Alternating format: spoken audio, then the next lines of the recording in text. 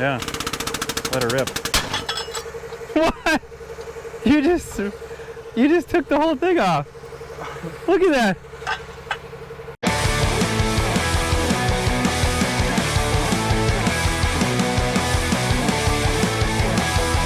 It's Tuesday. It's the couple days after a 4th of July weekend. We had Monday off, but today we're gonna go to a rebuild in Mackville, North Dakota. And we're going to do a John Deere drill. It's a customer we've done some things in the past, but he needs us to do some more rebuilds on his drill. Off with my 4th of July hat and on with my rebuild hat with a bump cap. That's important when you're crawling around these drills. Let's get loaded here. The guys have been working on this since last week on making sure we have everything ready. We're gonna drive 2 pickups because I gotta split off and do some things, but here's what I got going.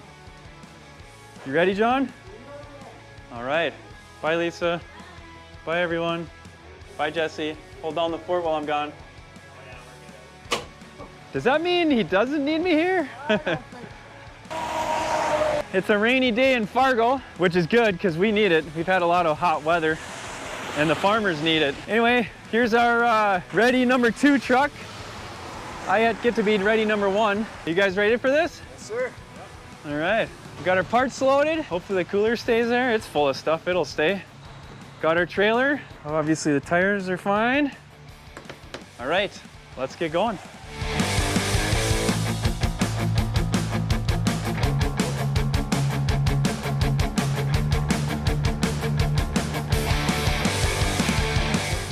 Well, it says we've arrived, but we don't see any farm or drill. Good old Google is telling us to go in this slough, I guess. Go do a rebuild in that slough. So we are gonna follow Josh's Google Maps. But we're close, we're within a couple miles.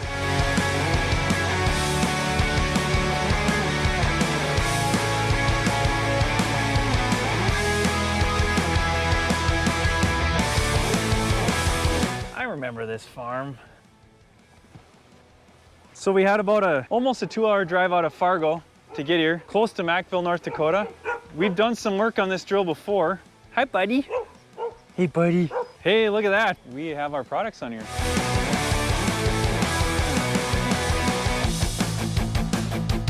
So this should be a pretty simple job. We've got our boots that we're gonna change out. We've got the closing wheel arm pivots. I'll show you those here.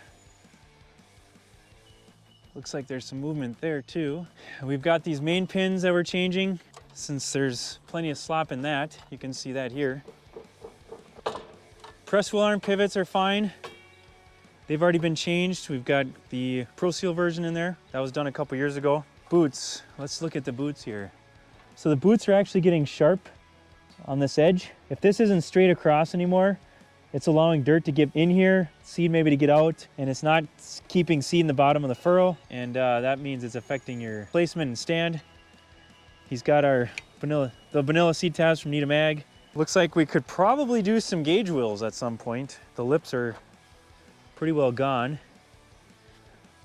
So we'll have to see what he wants to do there. Ooh, this one. This one's taking on stubble. So what these tires are is they're a semi-pneumatic tire is what it's called. There's an air chamber inside here, and that gives it a little flex. So let's say you hit a rock or a big chunk of dirt, it'll actually flex over it and not cause that shock to go up in the row unit and cause it to bounce as much. So some of them are okay, some of them aren't. We'll probably just document how many are bad, how many we recommend replacing. He can put those on at a later date.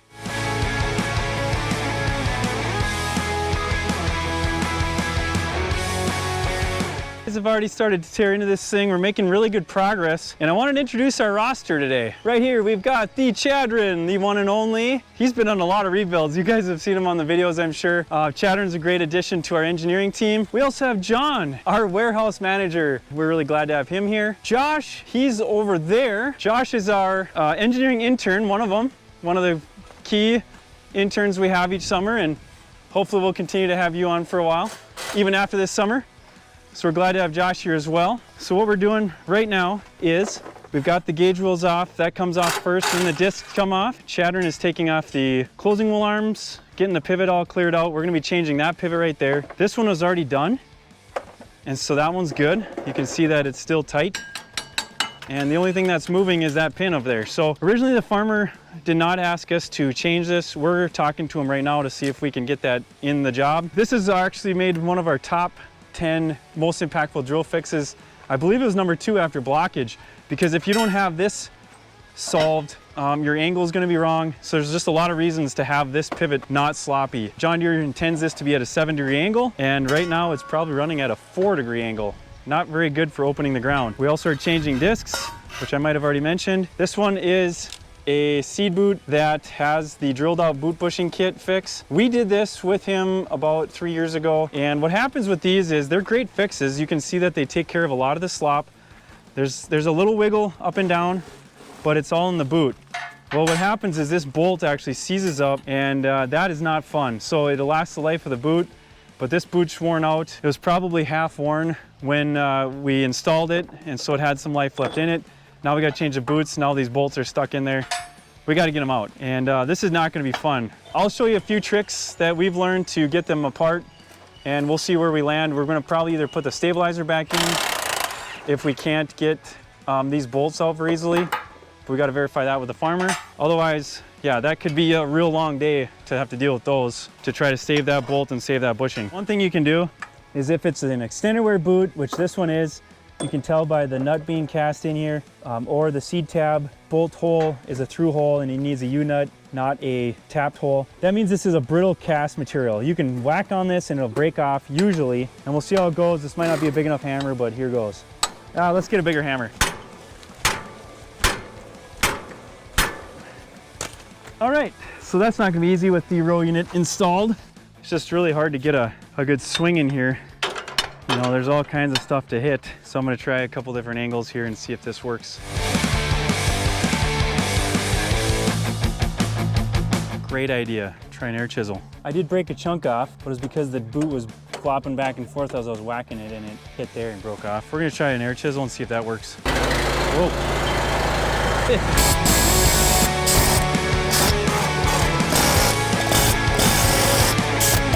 Judging on the tip, I would say the torch is the way to go.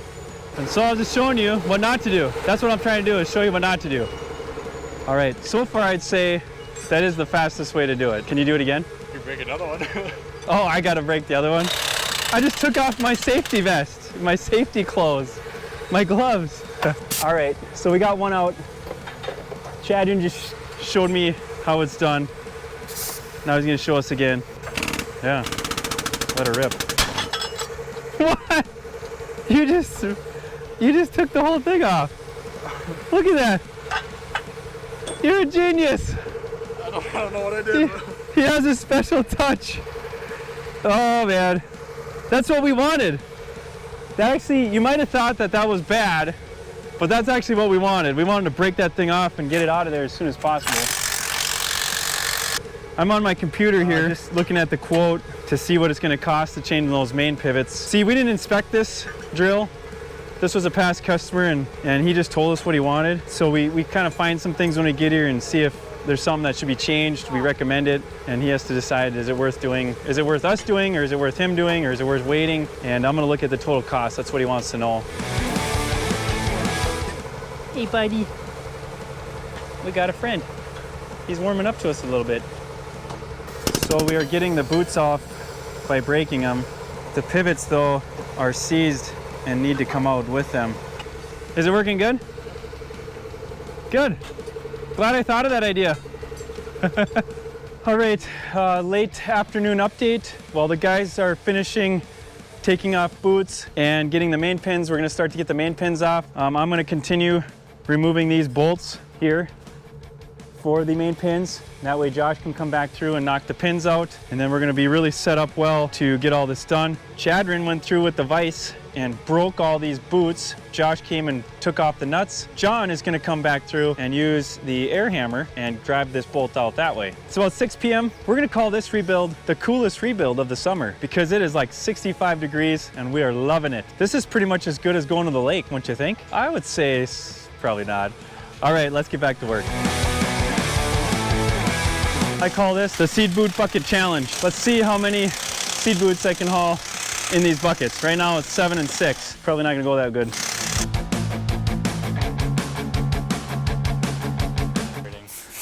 I thought maybe it was because we didn't have like full thread engagement before it started pulling. Yeah. But you Here. proved it's... Yeah, here it went all the way to there and it rolled the threads there. What we just learned is fine threads, no. Coarse threads is a good thing. Although this is the only bolt we have and it's a little used. All right, well, show us how it's done when, or is it stuck on there now? Do you have another one of these? Yeah. You might have one. Or torch it. Oh, that's hot. It's not wanting to cut all the way through, I don't know why. Look at that.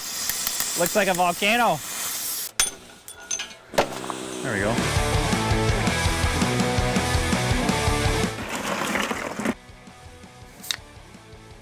Now that I got my coke, I'm ready to drive the forklift.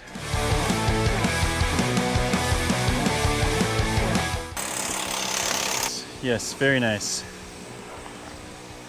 Look at this sweet company. Yeah. So while Chadrin assembles those with our not so new bolt, but that's holding up, John over here is knocking out bushings, right? That didn't go the first time. We've got a couple bushings there that didn't come out when we were using the pickle fork attachment on the air hammer. And he's just coming back through with a different chisel attachment on the air hammer. Let's go see what Josh is doing. Got to make sure Josh isn't taking a nap like I was earlier. I might need a hand. Oh, okay. So sometimes these get pretty sticky or hard to get because there's a mount over here on this side. So it's got to go this way, and then there's no room for an air chisel. But if you wiggle it, it'll go. Thank you. All right. Pivot bushings and pin here. That's nice. Those are good ones.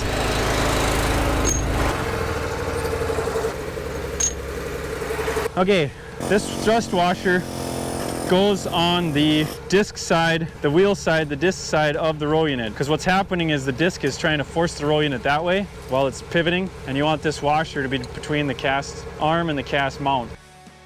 This is a thicker washer as well than what came out of here, and that takes up some more of the slop that happens over time as this thing wears out or wears a little. And so this is a nice feature in these kits.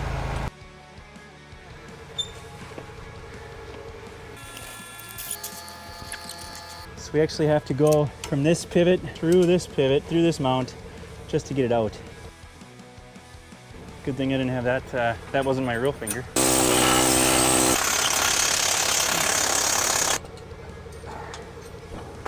That can burn a lot of energy quick. Yeah. It's about 8:30 p.m. right now, and we're just gonna try to finish up a few things. We'll have to pack up and then get out of here and be back in the morning. All right, good night.